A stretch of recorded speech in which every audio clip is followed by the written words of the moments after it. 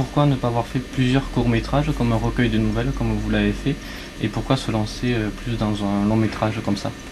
Parce qu'il n'y a aucune économie sur le court-métrage, que je l'ai fait avec une caméra comme celle-ci, et que je l'ai fait en une semaine, que ça demande énormément de travail, et que quel que soit le résultat, vu qu'il n'y a que les festivals, dans les festivals, un film ne peut pas vivre, ou alors la vente en DVD, mais ce n'est même pas proposé même dans les FNAC.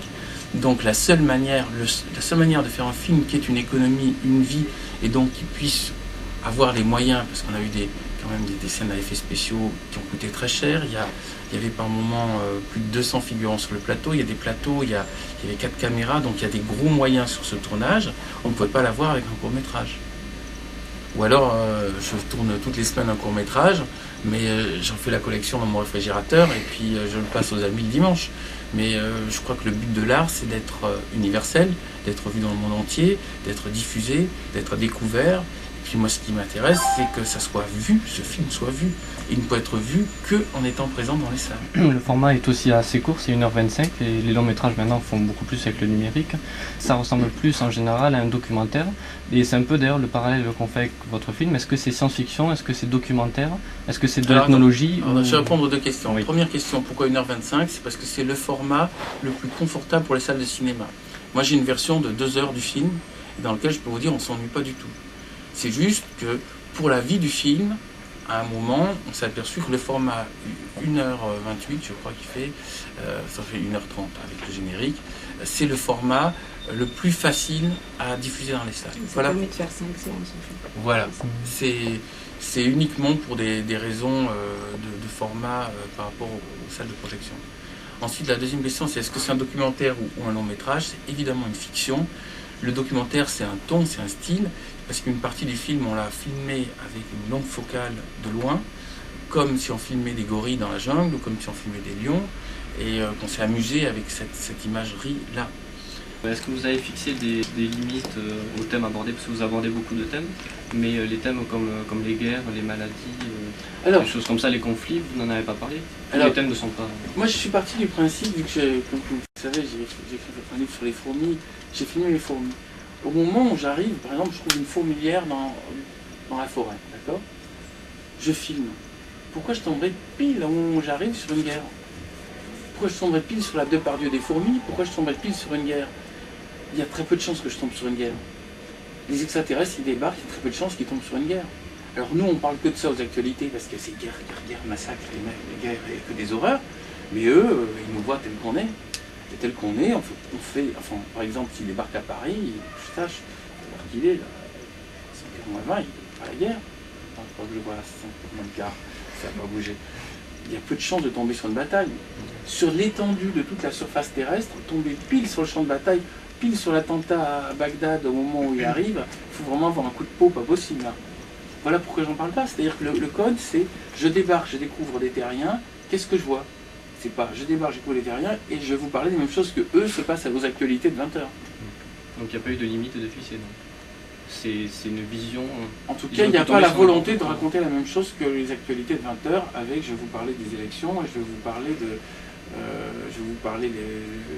la guerre. Est-ce que ma vision sur l'humain a bougé? Oui. En fait, ma vision sur l'humain va bouger le 18 avril, parce que je vais voir, est-ce que l'humain est curieux de savoir qui il est, ou est-ce qu'il considère qu'il veut toujours la même... Surtout l'humain français, quoi. Et... Oui, j'ai mis tellement... Je me suis tellement investi sur ce projet, j'ai mis tellement de cœur à ce truc. Puis, ce projet est né d'une réelle amitié entre moi et Claude Lelouch, parce que c'est un humain extraordinaire, et cette rencontre a permis ce film, donc on est tous les deux, lui en tant que producteur, moi en tant que réalisateur, on est les parents de ce projet. Mon avis dépendra un peu de ce truc dans lequel je suis immergé depuis si longtemps, voilà. Maintenant je vous vois, vous êtes là, donc ça veut dire que vous l'avez vu, vous êtes curieux, vous avez une double curiosité, d'abord à aller voir, ensuite de savoir ce que je voulais faire. Donc vous, ça va. Après, maintenant, est-ce que vous êtes représentatif de l'ensemble du troupeau, ou est-ce que vous êtes des pionniers, des aventuriers? Je ne me rends pas compte. Je ne me rends pas compte combien il y a d'aventuriers et de gens curieux sur la planète. J'espère qu'il y en a beaucoup. Parce que si tout le monde se contente de sa vie, et tout le monde se contente de la grisaille qu'offre la télévision et le système cinématographique français, j'ai peur que... Pour revenir au film, il y a deux scènes qui sont marquantes et c'est fait exprès dans le film, parce que le film est justement plein d'humour. Et il y a deux scènes, la scène de l'accouchement et la scène du poulet. Donc la scène du poulet, on comprend pourquoi c'est choquant. Mais pourquoi, donc dites-moi pourquoi la scène de l'accouchement est choquant comme ça pour un humain qui regarde ce film? Parce que notre cinéma est un cinéma planétaire, un cinéma morbide. Regardez la moyenne des morts dans un film, tient toujours maintenant, un seul mort suffit plus, il en faut une cinquantaine et tout le temps dans des trucs de plus en plus atroces. J'ai vu le dernier Mel Gibson, si vous voulez savoir si le cinéma est morbide, il est vraiment ultra morbide. Et on s'est tellement habitué à la morbidité que maintenant quand on monte de la vie, c'est ça qui a l'air choquant. On vit un monde à l'envers.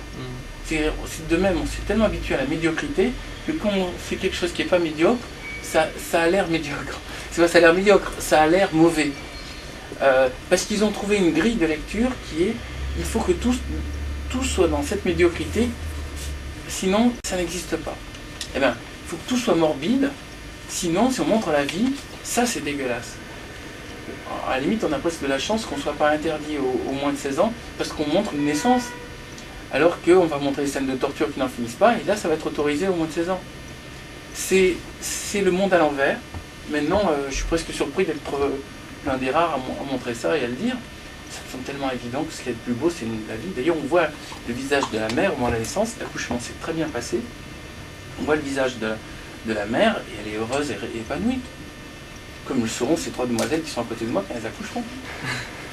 C'est pas déjà fait. Et comment ça s'est passé pour le tournage d'ailleurs? Parce que justement, c'est pas des scènes qu'on voit souvent. Alors ça s'est passé de la manière suivante. On savait qu'elle allait accoucher. Et on a dit, vous appelez rapidement dès que ça se passe. Et puis là, à 3h du matin, on a couru avec la caméra, puis on a filmé.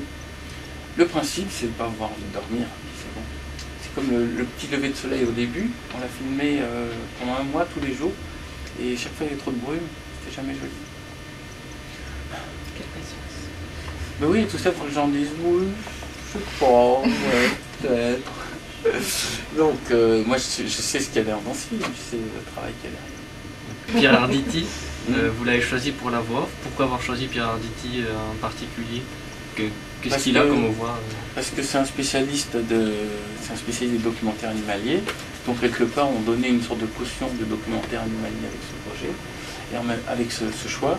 Et en même temps, parce que Pierre Arditi a un petit humour, pince à en rire, qui pouvait définir la spiritualité des extraterrestres. L'enregistrement, ça va là-bas? Il fatigue, là, il adore.